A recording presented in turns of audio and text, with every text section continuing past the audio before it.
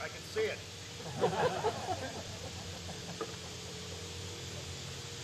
A couple things I want to talk about with you, and then I'll give you an opportunity to ask some questions.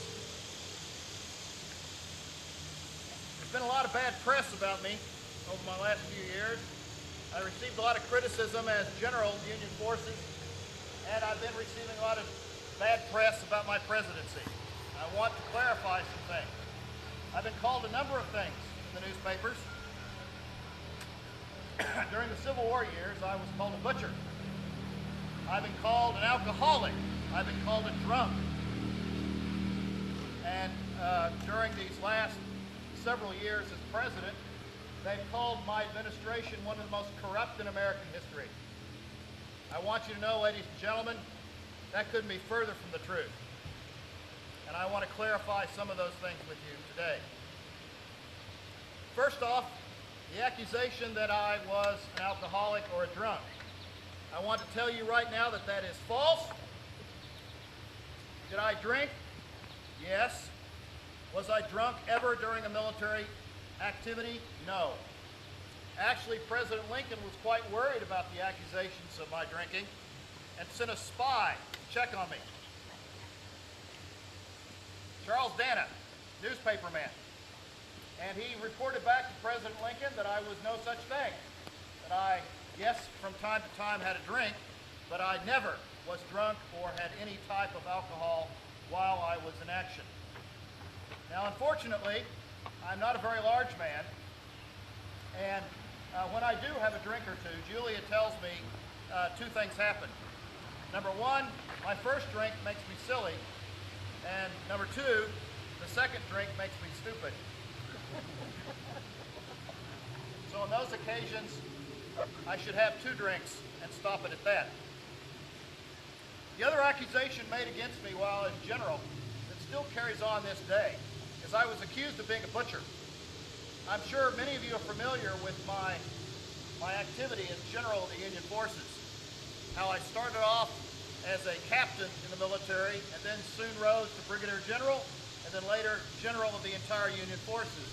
I now have or have had the command of General of the Union Army. Only one other person has had that high honor in the United States, and that was George Washington. Unfortunately, during some of my Civil War battles, a number of men died under my command. Something I feel terrible about, that President Lincoln ordered me to end the war, and that's exactly what I did. And men died under my leadership.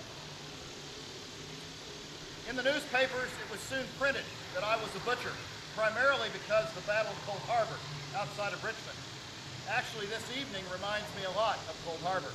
The heat, humidity. I lost 7,000 men in 2 hours at Cold Harbor. As a result of that, Mary Todd Lincoln, in a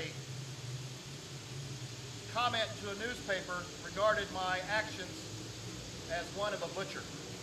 Now, the president did not believe that and actually supported me. But my wife, Julia, will have nothing to do with Mary Todd Lincoln.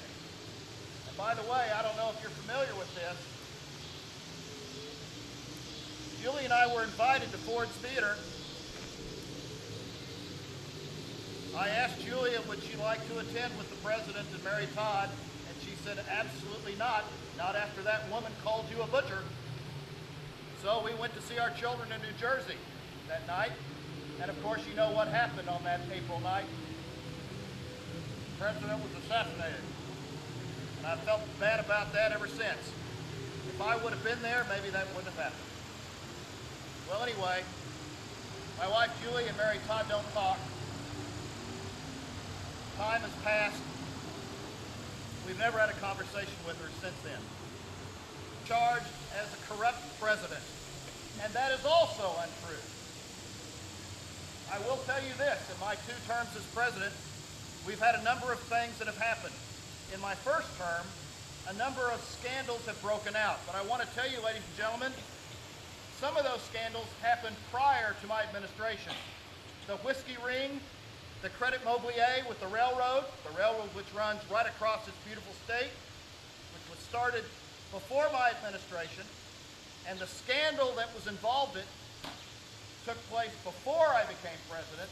However, there seems to be a relationship between when the scandals are announced or reported in the newspaper and then whoever's president at the time. So I've been accused of that. I've had nothing to do with it. The whiskey ring, I'm sure you've heard of that scandal. Well, unfortunately, there was someone in my administration that was accused of taking bribes. And as soon as I found out about it, I made sure that that person was taken care of.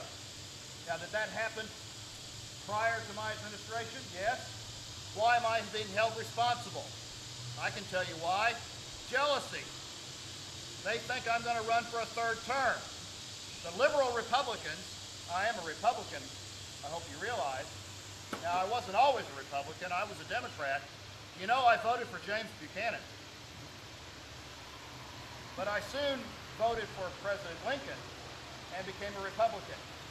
But I'm finding that the liberal Republicans are so afraid of my activity in the South, they're trying to stop the Reconstruction, that I'm trying to finish what President Lincoln wanted me to do.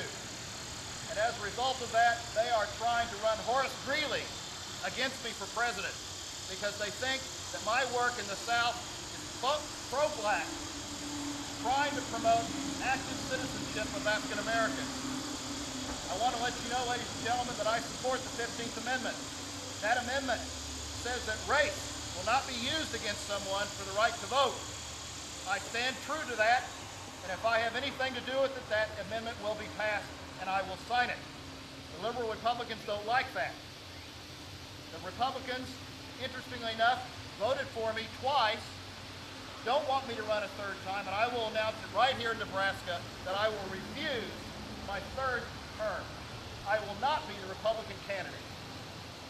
Now, my wife Julie is unhappy about that. She's become quite comfortable at the White House. However, I have other plans. Julie and I plan to tour Europe. I want to go to England. I want to go to Egypt. I want to see the pyramids.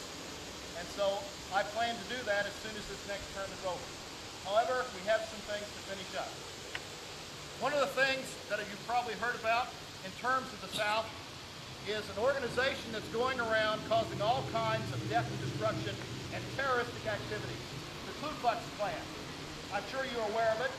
I don't know if you have any of that type of activity here in Nebraska, but I have told the United States government, I've told the military that I will do everything in my power to eliminate the Ku Klux Klan and what they're trying to do in the South. I will not have them deprive African Americans their right for citizenship. I've actually signed another Civil Rights Act in Congress that I will do everything I can to make sure that the 15th Amendment is enforced once it's passed. I was in favor of the 13th Amendment that eliminated slavery, the 14th Amendment that made states' rights controlled by the government due process, and of course the 15th Amendment. Some other